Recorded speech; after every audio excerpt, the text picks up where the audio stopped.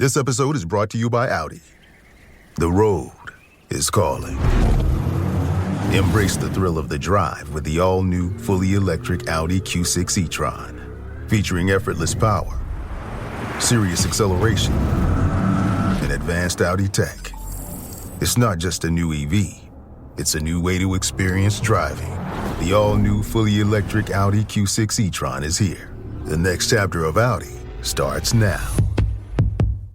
Ryan Reynolds here from Mint Mobile with a message for everyone paying big wireless way too much.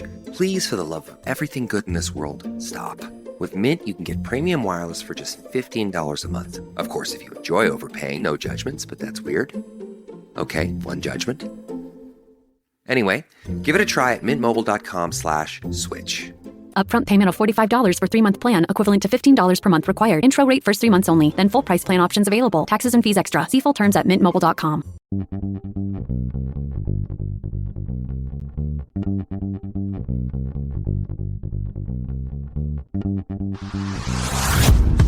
Hey, I'm Amanda from Trifecta Fitness. We're proud to be Clarksville's new Get Fit headquarters. Trifecta Fitness is a state-of-the-art spin and strength training studio. Our spin studio is truly one of a kind in this area, complete with 20 state-of-the-art live fitness bikes and an incredible sound system. Our strength training is done in small groups of 6 or fewer, and all of our strength and spin classes are scalable for every level of experience. Come see us in the heart of Clarksville, just behind MAPCO at the corner of Old Trenton Road and Wilma Rudolph Boulevard. Call us for more info at 931-542-6265 or download our Trifecta Fitness app for a full list of upcoming classes. For every veteran, there is a story about a calling to serve, to fight for the freedoms of the American people. And every story has a struggle, a sacrifice, and invisible wounds. Warrior Watts programs help veterans recover from PTSD and invisible wounds through exercise, nutrition, and connecting with other veteran leaders. It is estimated that 22 veterans die each day by suicide, and another 30 veterans die each day by substance abuse. These are preventable deaths. Warrior Watt is committed to fighting PTSD through fitness, nutrition, and community.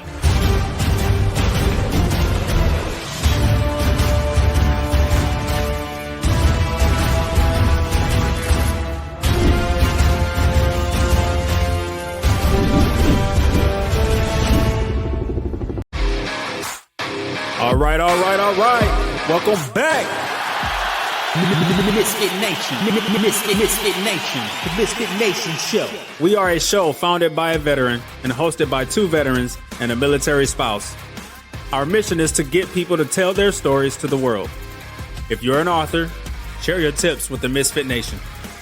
If you're a musician or an actor, our audience needs to know how they too can get into the business. Coaches, we love our coaches. Come on and share your tips with the Misfit Nation to help them become better versions of themselves. If you are a corporate leader or an entrepreneur, come on and show how you did it and how hard you have fought for success.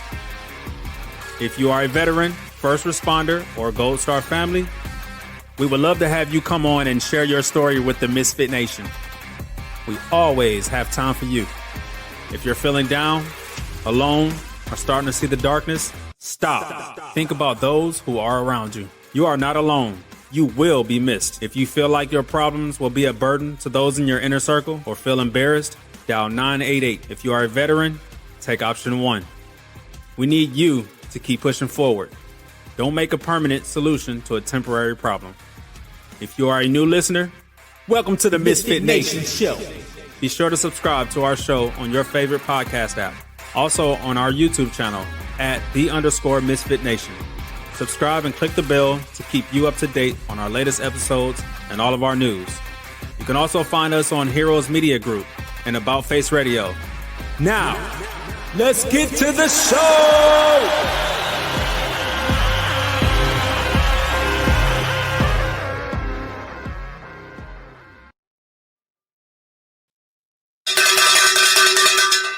All right. Welcome back to the Misfit Nation show, the Thursday after dinner edition.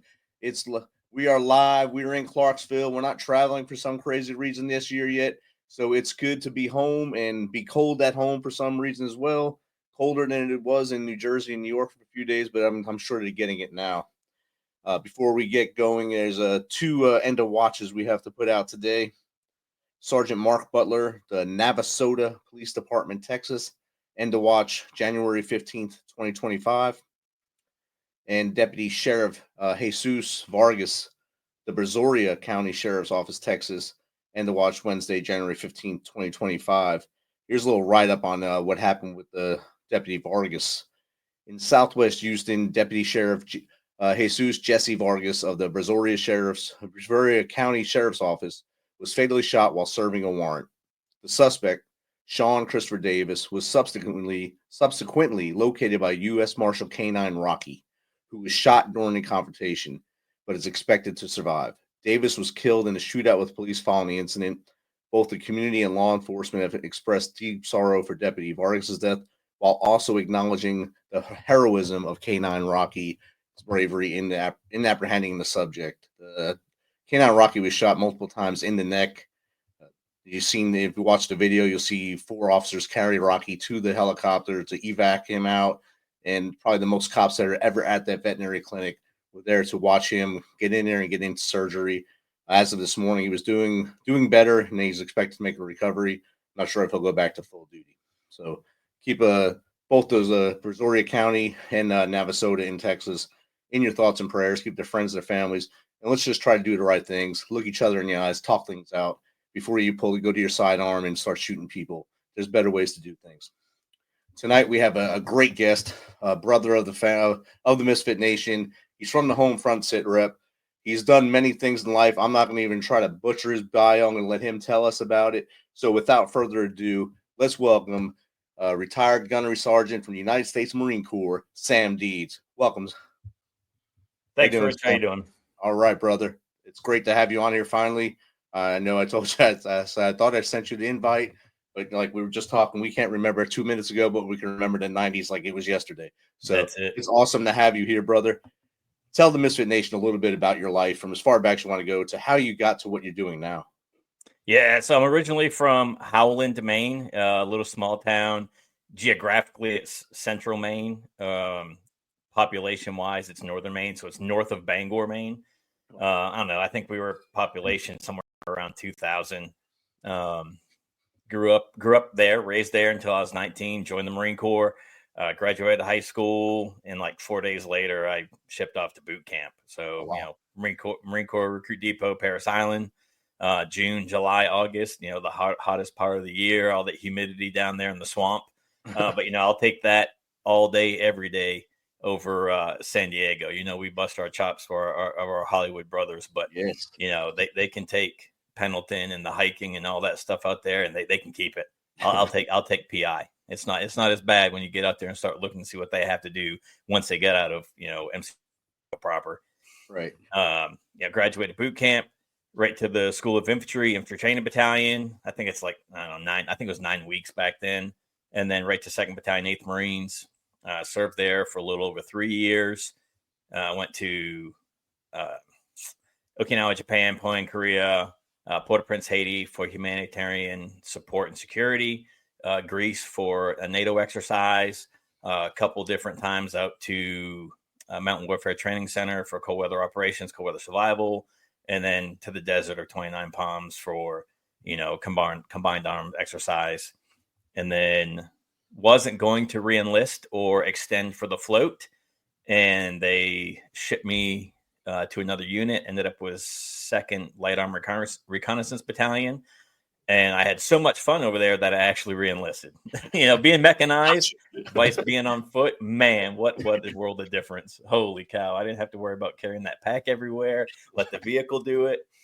But no, it was a good time. Got selected for recruiting duty. Did that here in Northern Kentucky at RS Florence for 3 years. And then right back to the Fleet Marine Force. 3rd Battalion, 8th Marines, they were deployed to Port-au-Prince, Haiti. In 2004 for the civil unrest and the evacuation of everything else that was going on.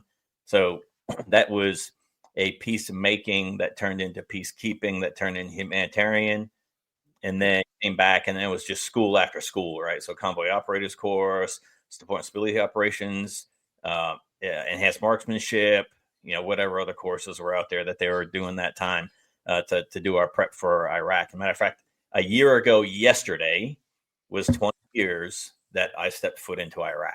Wow. So January 15th, 2005, we got into Iraq. We replaced another Marine unit that was based out of Abu Ghraib prison.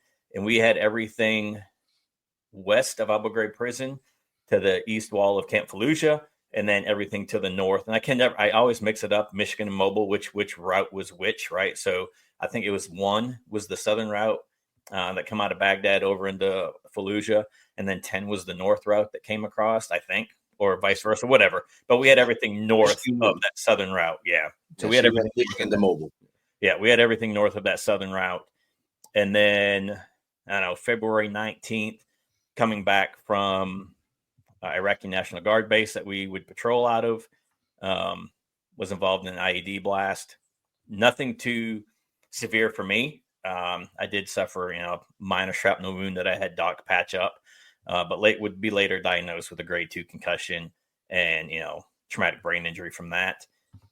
And then 30 days later, setting up a vehicle checkpoint to the west of Abu Ghraib prison on the north-south road that runs between Michigan and Mobile. Came across 2 rock piles that were not there earlier in the day. Went back to warn 2 of my guys, and the device was detonated. After I got medevaced back into Abu Ghraib, they went out to do crater analysis and all that stuff, and they found that it was probably a 155-ish casing that was on each side of the road that detonated simultaneously. And when they followed the wires, it was still sparking on the battery on the roof. So they watched us the entire time. And when I went back to warn 2 of the Marines that were approaching the proposed danger area, they realized I was the leader and detonated it. I don't remember much about it. I know what I've read. I know what my guys have told me. But I ended up with another traumatic brain injury, another grade 2 concussion, later diagnosed with post-traumatic stress.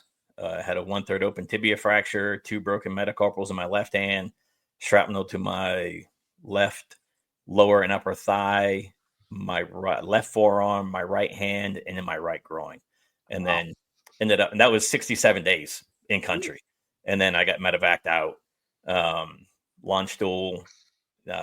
They put in some pain pumps there, and then launched stool to Andrews. And then at Andrews, I remember the doctor coming over from Bethesda, because Walter Reed and Bethesda hadn't joined yet. And they're like, "Oh yeah, you're going to be able to keep your leg. We're going to send you back to your home hospital."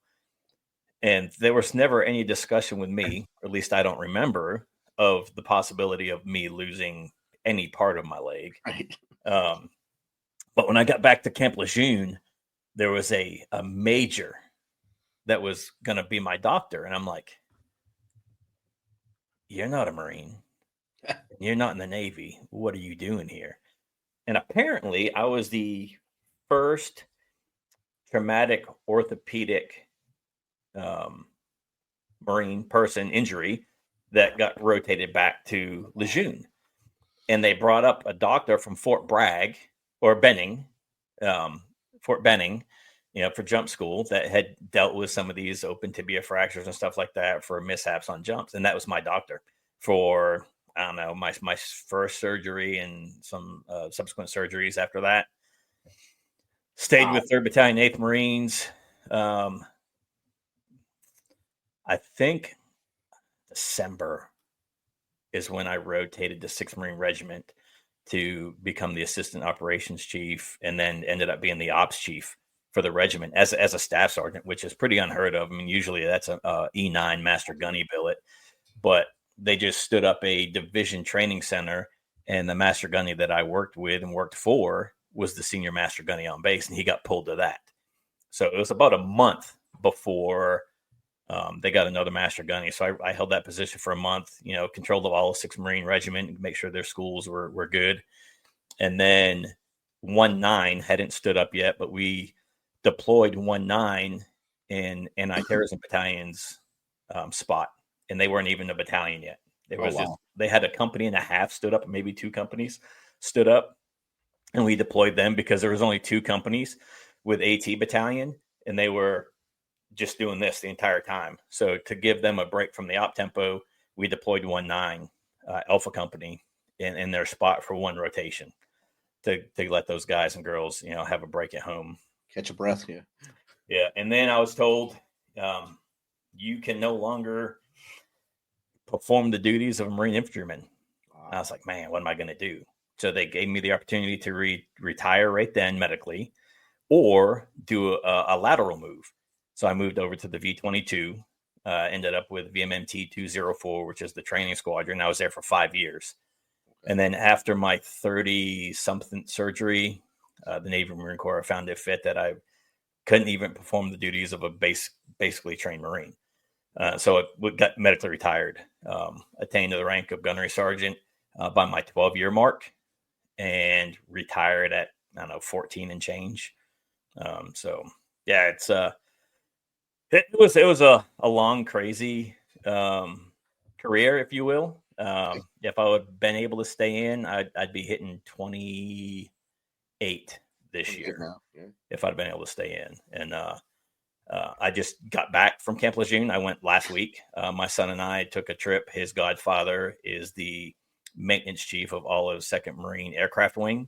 Oh, so wow. We went down and stayed with him for a couple of days, and got to go back to Lejeune, got to go back to New River, got to go back to Camp Geiger where the School of Infantry is. And man, how so much has changed on base. Let's not even talk about out in town, but on base. Yeah. It's just so many things that are no longer there that were there when I was stationed there.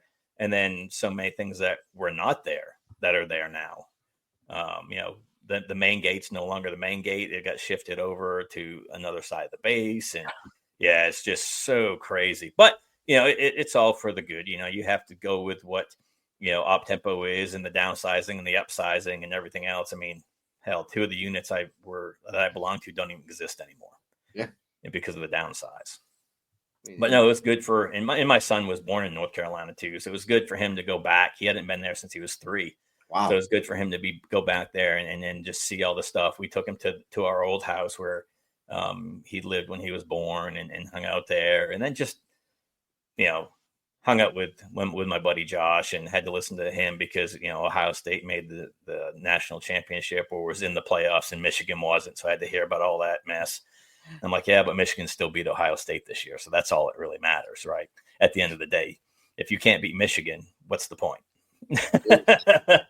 But yeah, and then I got out and didn't do anything for a couple of years. Then I took a security job at the airport with Allied. It was Allied Barton. I think it's Allied Securities now. And I got written up one night for giving a dude a threatening look. And I called my wife. I'm like, hey, do I need this job? She goes, no, we'll be good. We'll live paycheck to paycheck, but no, you don't need to be there. I'm like, all right, I'm coming home. And I left and never to return. Then I sat home for another couple of years and did nothing. And then my wife's like, you have to find something. You're driving me crazy. Yeah. I mean, she wasn't used to me being home. We met when I was on recruiting duty. We got married, I don't know, a couple weeks after I came off recruiting duty, after my final assignment. And then 10 days after I get back to Camp Lejeune, I deploy to Haiti. And then I come home, and it's, like I said, jumping around from school to school to school. And then, when you go in for that instructor billet, now you have to train the battalion to do, everything that you just learned. So I wasn't home. And then we get the word that, hey, you're deploying to Iraq early to help facilitate the first election. And we left. So it's probably the first year of our marriage, I might have been home 2.5 total months. Wow. And that's, and a month of that is the return to stateside and recovery. Wow. So she was used to me being gone a lot. Yeah. Not used to me being at home. Now just imagine you had the 14 years of all the things you did in that small period of time. 14 years, you were around the world, went to combat, you got to see a lot of things in the Far East, and that's just 14 years. Imagine if you stayed in the next 6 years or 10 years of war that you would have stayed in, because they would have kept dangling more rank over your head and say, come on, stay, buddy, do this. Yeah. And I think about that a lot, especially going back this past week, and I had great mentors when I was a corporal, when I was a sergeant, that said, okay, once you get the gunnery sergeant, you have to choose either the master sergeant route or the first sergeant route, right? Because the Marine Corps, we split off, right? And you're not a master sergeant that fills in the billet and raises the rank. It just doesn't happen like that. You'll be a gunny that gets frocked into the first sergeant billet, but you'll never see a master sergeant go become a first sergeant or a first sergeant become a master sergeant. It just doesn't work that way. When you get the rank, you get the rank, and that's it. And then, your first sergeant becomes your sergeant major, and then your master sergeant becomes your master gunny.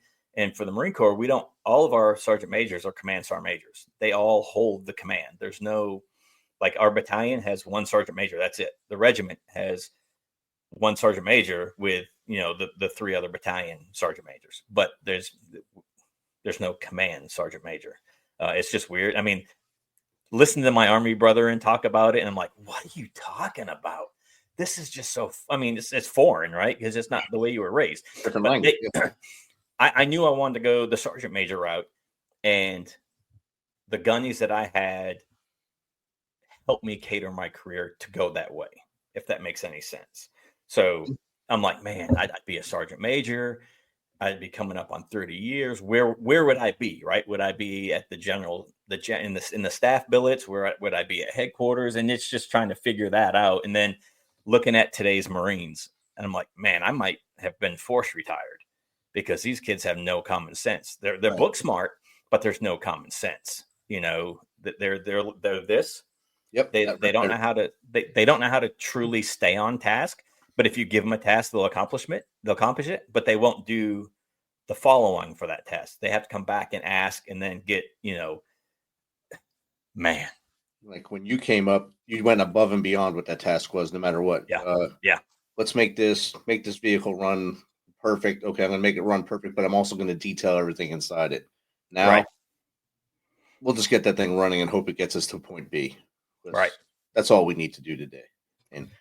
And that's the big disconnect that happened generation to generation. And it could be from the op tempo and of course changes within leadership structures across all services.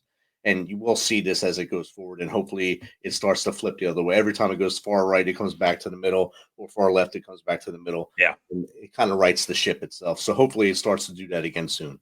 And I think a lot of it is the op tempo of what was Iraq, Afghanistan, because, you're for the Marine Corps, 7 months out, come home for 5 months. You get your guys that transition out or move to a different unit or get promoted and get forced to go to a different unit. You get your new guys that come in, and you're not truly mentoring, right? You're training your leader, you're leading, and you're getting them ready for that next battle, but you're not mentoring them. There's not time to mentor them. So I think that's a lot has to do with it. And then you got all those guys that were, 4-year contract that deployed into combat zones 3 times, maybe even 4 times. I mean, the guys that I picked up from the School of Infantry before I left for Haiti ended up with 4 combat deployments in 4 years, just because we picked up School of Infantry, and then that following Wednesday deployed to Haiti. Wow. And then 7 months later, deployed to Iraq. Home for 5 months, deployed back to Iraq. So, I mean, they ended up with 4 deployments without having to re-enlist, without having to extend, just because of the way the up tempo was. And those guys are burned out, and then they're done. They got out, and it wasn't like that when I came in. I came in 97, and up until September 11th, it was just regular, med float, Unitas, deploy to Japan, deploy here, do stateside stuff, typical peacetime stuff for the Marine Corps. Yeah. And, and then 9/11 happens, and it's just, you're hardly ever home. You're gone. Right. And so me and my wife talk about that all the time. So I came in 93. So it was just op tempo training. We trained all the time. You'd go to the field, you can go to work on a Monday and not come home for 4 weeks without even knowing you were doing that, because you had your go bag at work anyway. So you'd go and, all right. And there was no cell phone. There was no, hey, calling you. You just had to be ready. You had to be ready to do that.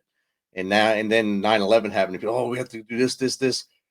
So I'm used to being gone anyways. This is going to be easy. Just that now we're actually going to be getting taken care of, because they'll worry about us being able to fight, not just get numbers for training. They want us to fight and win. So it's going to be good to go to war. And I had a blast being deployed. I had 2. Yeah, you had two in one, in one instance. So because you had to be cool, you had to go above and beyond everybody. Yeah. But I mean, we all had things happen, and you had it all happen at once. So Yeah. and then you had to go above and beyond. Have almost 40 plus surgeries now because of it. But you're still living an active life. You didn't let it kill you. You showed the resilience of you, the resilience of your upbringing to keep pushing forward, to keep helping others. Tell the audience what you do now as as part of what your daily routine is, or if it wasn't the off season, what you'd be doing. Yeah. So it's it's the off season, but currently I work a seasonal job for a professional skydive team that is based out of Middletown, Ohio. I do a lot of PR stuff for them, do some of the conferences. Having that recruiter background, it's good to have that little, be able to do a sales pitch of a product instead of a lifestyle. And it's easier to sell a product than it is a lifestyle.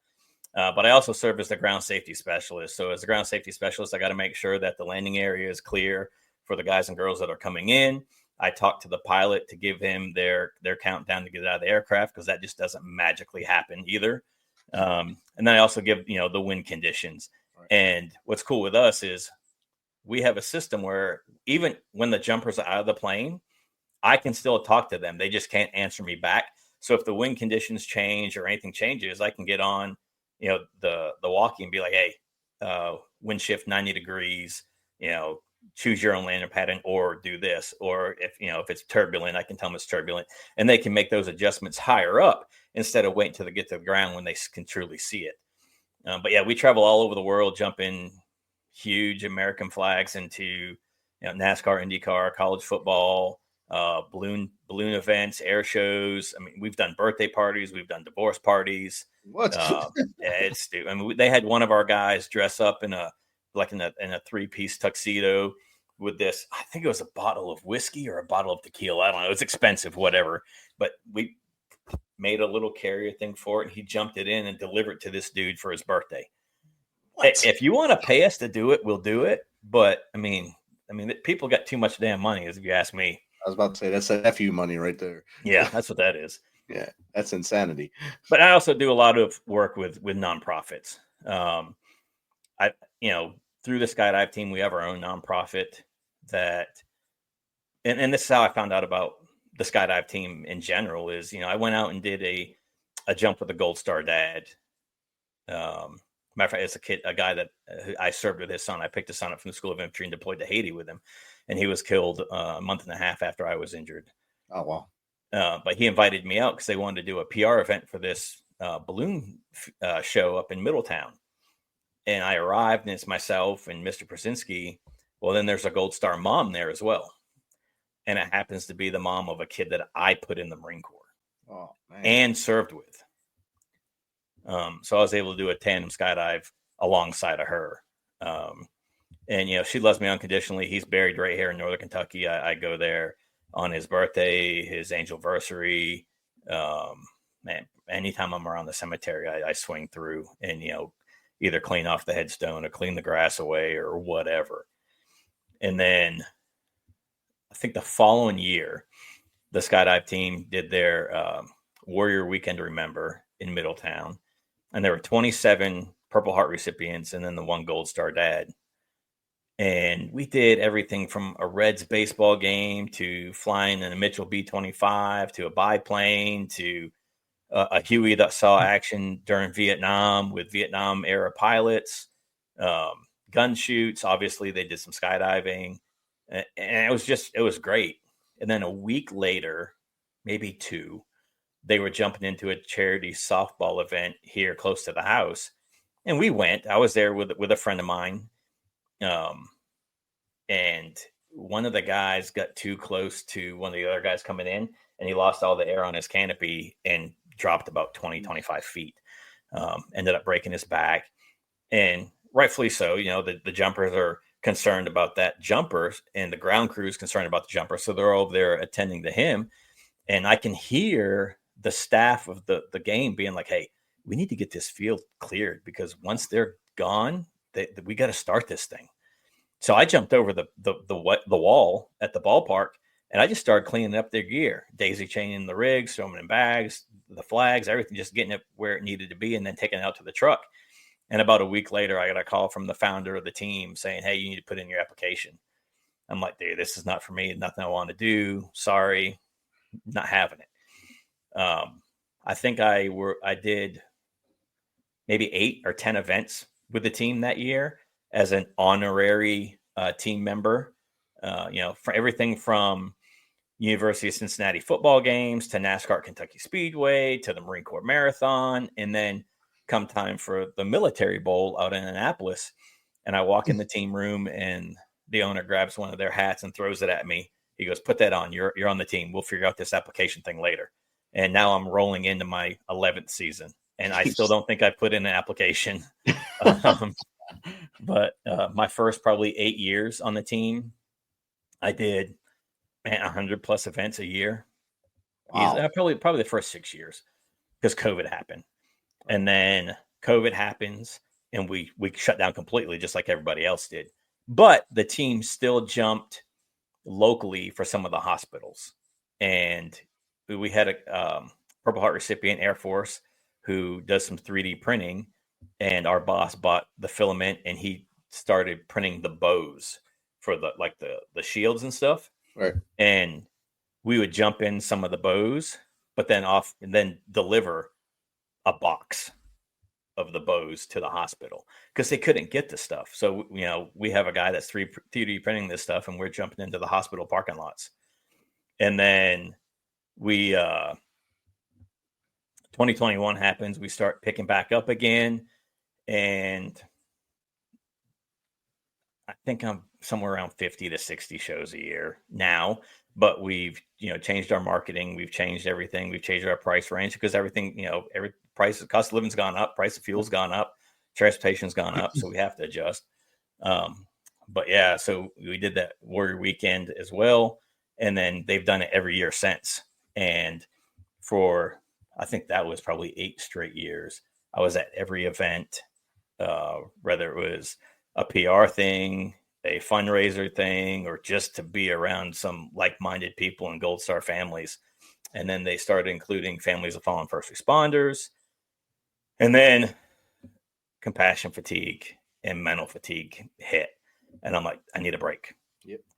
And it was something that I truly needed, but it happened at the wrong time because at the same time, there's another nonprofit that wanted me to come on as a staff member and as a board member. And then the following year, so I chose to take the staff position with the other nonprofit. And then the following year, I get selected as the vice president of the nonprofit. But yeah, I've done a lot of nonprofit work since I retired. I mean, everything from organizations that are now no longer exist and raised millions of dollars through various events for them. Spoke at high level events like the Ripon Society Breakfast, the Congressional Gala in DC, Barrett Jackson, Ron White's Comedy Salute to the Troops. But yeah, it's crazy. My wife told me to find something, and I found something, and it's something that hits close to home, and it's something that I can carry the name of the names of the 25 guys that we lost in Iraq in 2005, 2006 alongside me. That's outstanding. And you brought up Lance Corporal Brzezinski. In 2006, I was stationed in Alabama, and we had a company and really one guy from Rick was his name from Ohio who sponsored our platoon when I was in Ramadi in 0304. And I wanted to be able to say thank you to some of the people that sponsored us. So I drove up to his house in 2006, and they were actually doing a fundraiser for the Brzezinski family. And I met the mom and dad there. So when you said that name as well, it's like flashback because there's no other name like that. So I knew it had to be Taylor Brzezinski Yep. at the time. So that's wow. It's that small world, the small military world. And that Rick Hart was his name. Hopefully he's still with us. Haven't talked to him in a while. But he would send us so much stuff from Ohio to our platoon. We had to build a cabinet to put all the stuff in it, all the food and all the magazines and stuff. So we had to go up there and say thank you. And John Martin, we lost him in 2007 in Iraq, but he went there as well. And he was from Ohio. He drove up to say hello and thank you. And so Martin was a huge dude, huge personality, a former Marine, then went in the Army after he took a break and had to come back into service because he just couldn't take being a civilian. And he was a huge personality. That's what they thought I'd be, the same guy. But I said, we're not all the same in the military. We're all different dudes. Just like you guys are different, we're all different too. But he said, yeah, you're just as cool though. Thanks. Good to have you. So thanks, man. So that brought back a memory when you said that. So just want to share. Yeah, his Taylor was honored on Ricky Stenhouse's car one year at Charlotte, and I got in touch. I became friends with some NASCAR personalities and crew members, and I reached out to one of the crew members. I was like, "Hey, what's the possibility of getting the top of his windshield?" And next thing I know, they're coming to Kentucky Speedway, and hey, come down here. I've got something for you. It's the whole damn windshield from the car. Wow. And Jack Roush had signed the top of it, and we were supposed to jump in. And I was like, man, how cool would it be if I could get Ricky Stenhouse too? And sure enough, not even 15 minutes later, here comes Ricky, and I'm parked right by the gate. I say, Mr. Stenhouse, you don't know who I am. I said, but I have something that belonged to you at one point in time that I'm going to deliver to the family. I said, you remember at Charlotte you had, he goes, yeah, Taylor Brzezinski. I said, well, I'm very close friends with the dad, not knowing that Ricky was sponsored by Fifth Third at that race and did a signing at Fountain Square in Cincinnati. And Mr. Brzezinski went down and talked to him. He goes, yeah, I had a great conversation with his dad. And I was like, well, I have the windshield. Can you sign it for me? And then I let Mr. Brzezinski know, hey, I got something for you. And so I show up at the house. He goes, yeah, I got something for you too. Let's see if I can turn my whole friggin' thing here without knocking stuff off. So NASCAR sent him the mock-up of the ribbon on the windscreen. Yeah. So he goes, and then he gave that to me. I was like, oh man. See, knocking everything. So that's been displayed in my house ever since, we got back from the Kentucky race. But yeah, it's just, it is crazy how small the world is, right? Especially the military world. You brought up home front sit rep earlier. Willis and I went to boot camp together. That's where we met. In boot. We were both in platoon 1070 June of 97. And, here we are, I don't know what, almost 30 years later. He's like, hey, I need a co-host. Can you come on? I'm like, yeah, sure. So now I get the co-host with him every now and then. But yeah, it's just crazy how, Facebook and social media has been able to connect people that served with each other, that had great connections and everything. And that's just one of those things. It definitely closes the gap. And like, if you think of like our dads and our uncles when they fought in Vietnam or Korea, Vietnam, they didn't really have that way to get in touch with their brothers that they fought with. And a lot of them, they're dying now. And as they get close to the end, they wonder what this guy's doing, or wonder how Jeff is doing, or how Mike is doing, because they never had that closeness, or never had the ability just to pick up a phone and Google that dude's name and say, where is he?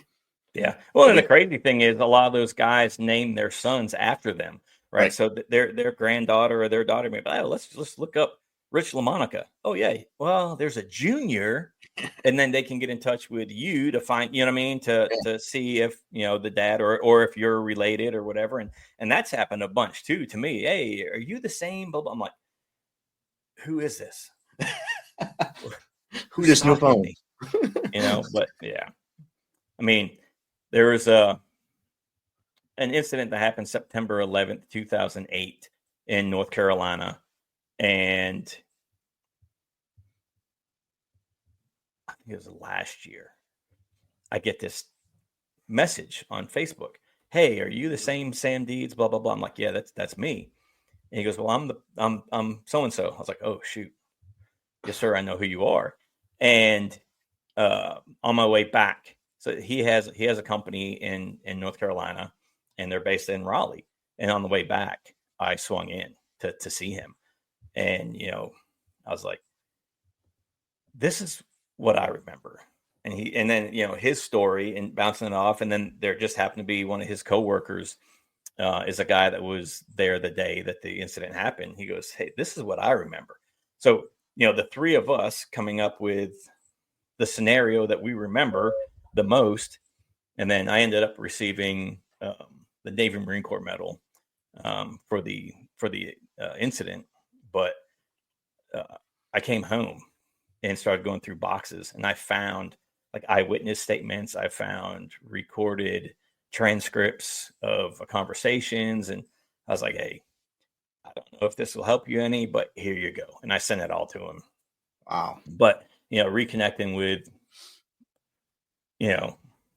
a guy that you saved, who was willing to die, and already said his prayers and his goodbyes to everybody, and then you do something stupid and jump in the ocean to rescue him, and running into him all these years later, not knowing how you're going to be received, because it was just a surprise pop in.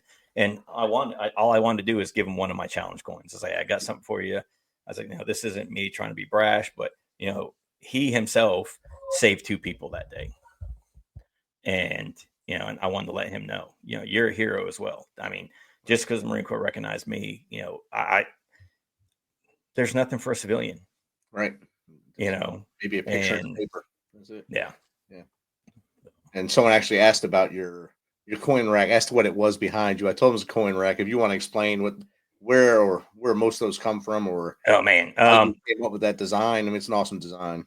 So the board in the middle was given to me by the guy who made it.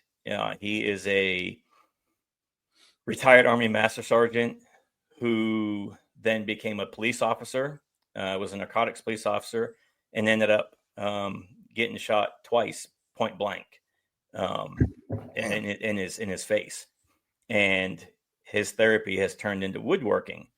Well, I had a bunch of smaller cases in here, and matter of fact, I still have the plans for the bigger ones. Right. So that's my design, but he made them for me. And so I think I'm somewhere around 500 challenge coins. There's only 2. Yeah, there's only 2 on the board. There's about 400 and something behind me.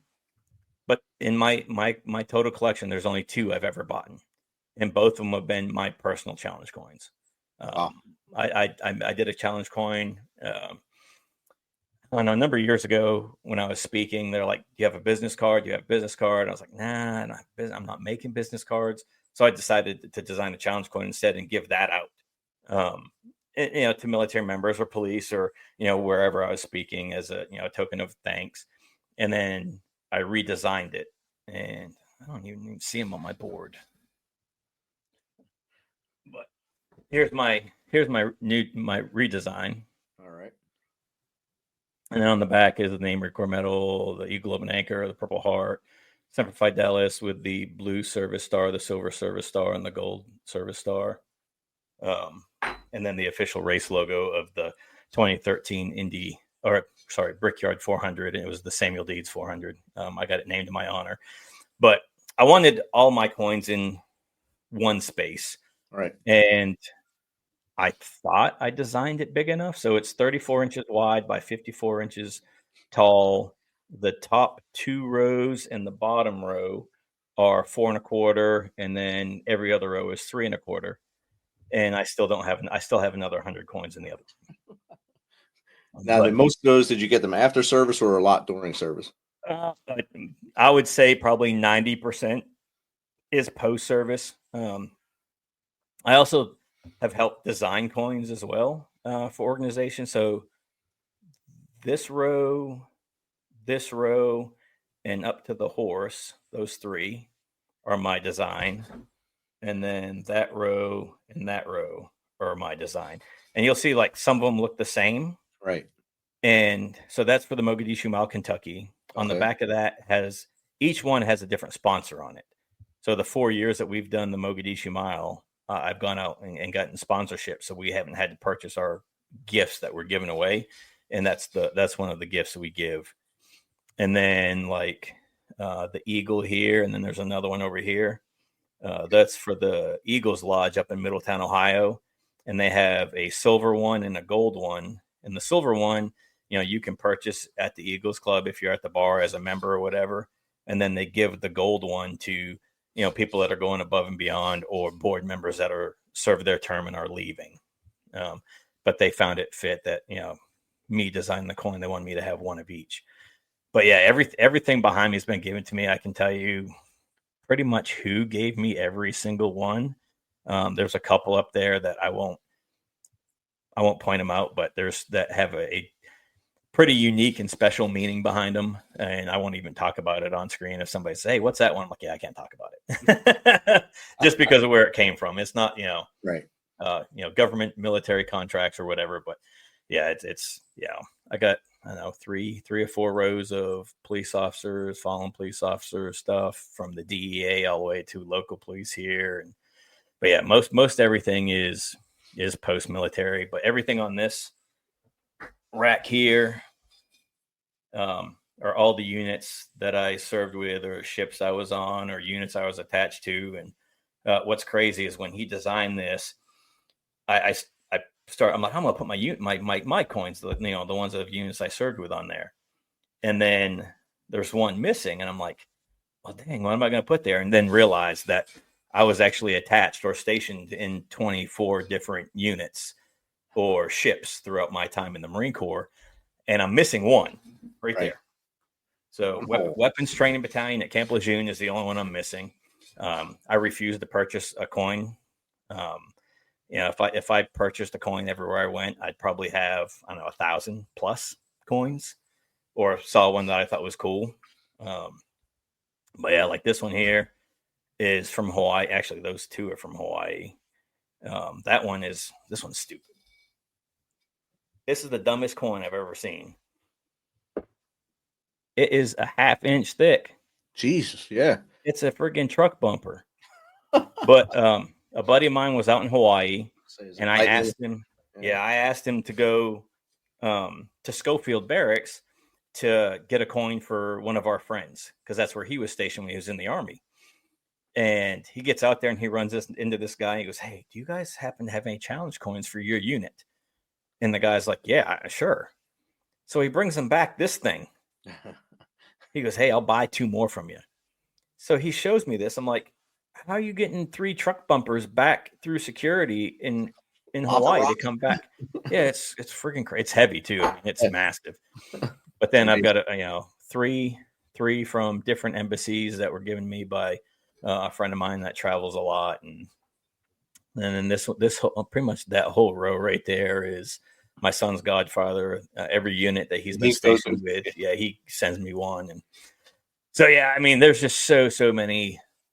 I could fill up another hour just talking about the coins, like Medal of Honor recipients that I've met and had the honor of shaking their hands and listening to their life events and their story and how they received, the events that, led them to receiving the medal. And there's just so many different things that are on here that have really cool, unique stories to them.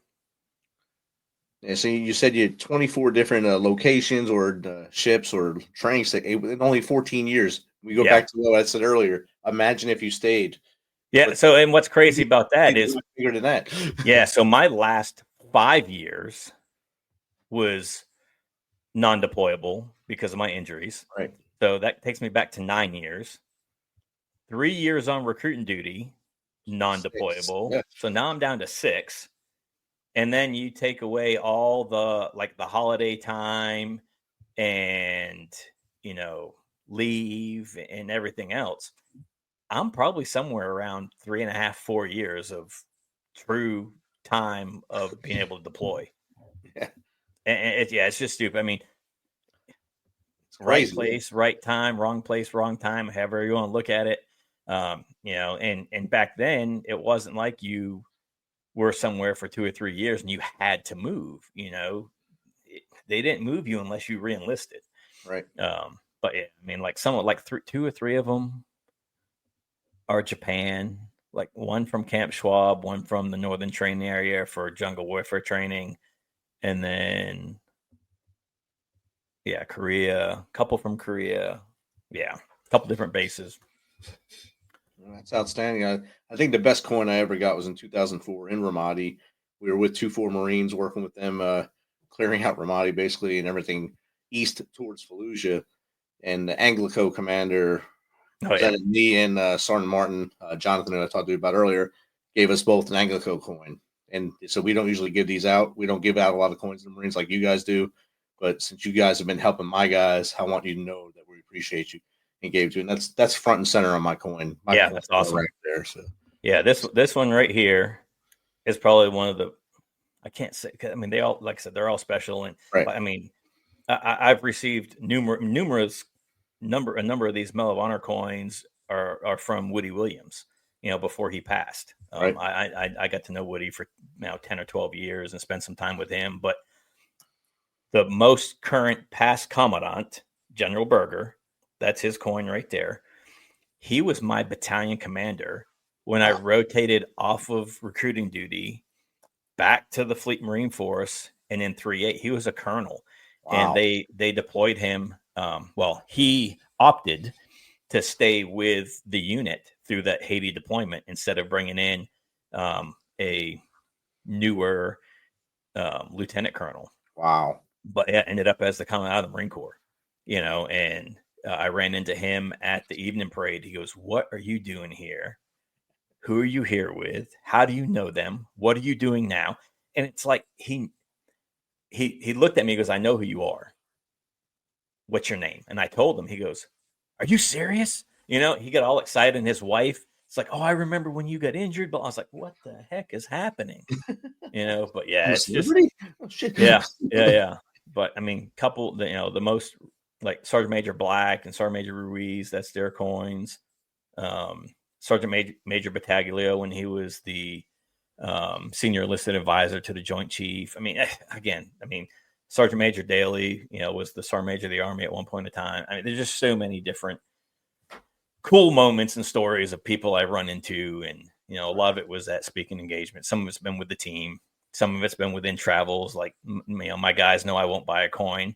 And they're like, "Hey, you buy mine, I'll buy yours." I'm like, "I'm buying it for you. I'm not buying it for me." So, I mean, there's probably 3 or 4 over here somewhere that are like that. My kid bought me 2 on this last trip that we took. He bought me one from Liberty, if you will. For another week. Yeah. He brought me one from Liberty, and then he brought me one from Seymour Johnson during our trip. And I'm like, "That's cool, bud. Appreciate it." My wife bitches and complains about it, and she brought me 4 or 5 while we were in Hawaii. So she adds to the problem. She's part of the issue. She is. So you've shown the whole throughout your life of service. You're still a servant leader now. Your resilience is unmatched. What could you tell the Misfit Nation audience? 3 things they can do starting tomorrow to maybe make them more resilient, or maybe increase that grit to move forward in life. Man, I tell you, what's funny is I just did an interview for a magazine, and that was similar question. And that one I sat long and hard and thought about. And I think that one of the main things that me personally I had to do is apologize. And it not to people that led me into certain circumstances, but to myself. Because I personally felt as though I let my guys down by getting blown up, even though I saved, 2 of them directly, but the rest of them probably indirectly. All right.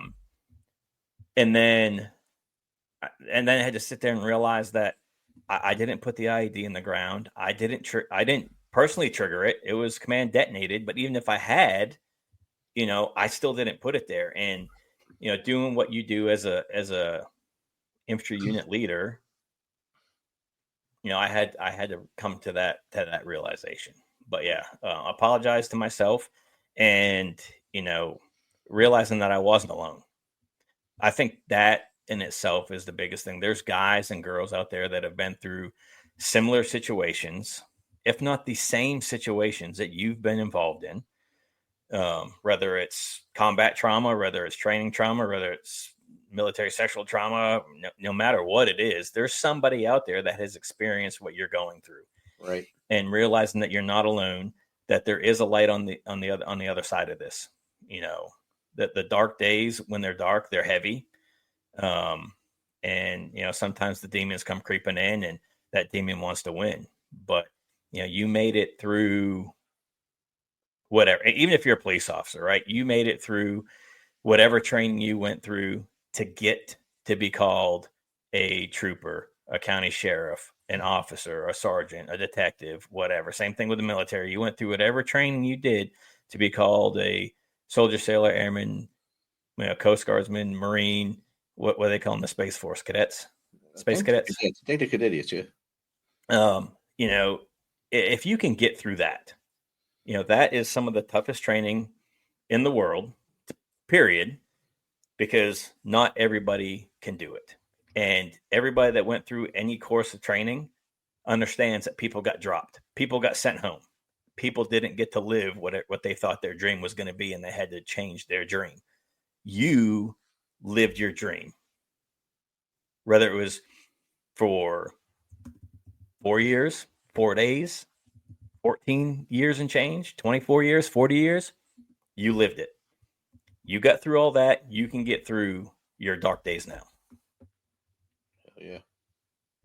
And the sun rises every day. So absolutely, today might be, tomorrow is a new day. Press reset and get going, push forward. That's awesome. Most everybody lives in a place where the weather changes every 4 hours anyway, right?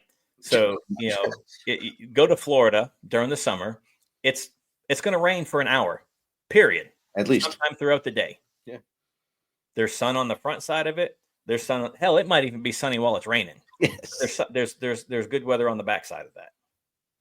And there will be someone sunbathing during that storm. So yeah. Don't let what's happening around you affect you. I know it's hard to say.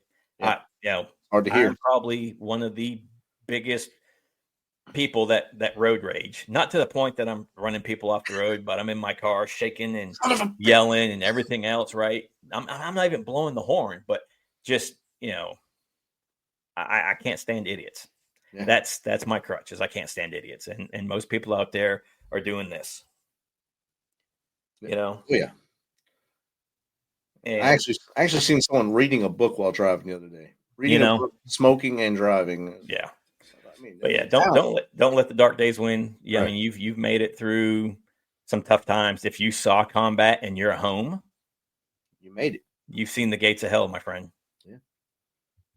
They were open, waiting for you to come in, and you came home. So keep pushing forward and keep stacking those victories. That's something we like to say here. Yep, brother. Thanks for me finally letting you come on the show, and thank you for the 3 updates you did during our Thankful Challenge during November as well. That was awesome. Yeah, man. I saw those dates were open. I was like, you know what, screw it, and I just out there set up the phone, my tripod, and did recording, and Echo, man.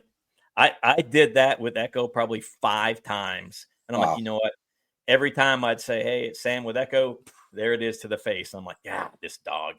But she saves my life every day. Outstanding. All right, brother. I'll let you get back at it. Anytime you need something from me, just let me know. You got my email, you got my number. Look forward to seeing you on the tip of the spear here in 2 weeks now? A couple weeks. Yeah. It'll be a great chat then. Misfit Nation, thanks for hanging out with me and Gunny tonight. Keep doing what you do. Keep pushing forward. Like Gunny said, there's always light at the end of that tunnel, and we're here for you. So reach out. Don't go through things alone. Have a great night, everybody. Thanks, Rich.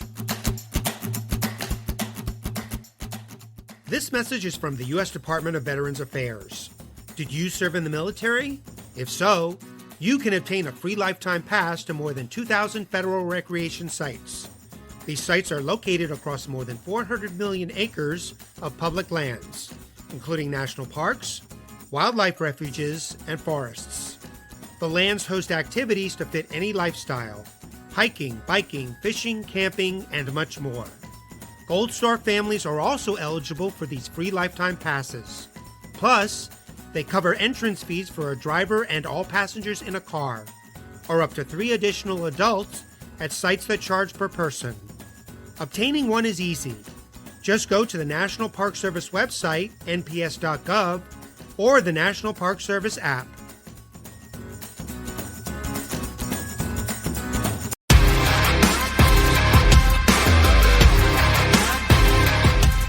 Thanks for checking us out and being a part of the Misfit Nation show. Don't forget to visit our website at themisfitnation.com.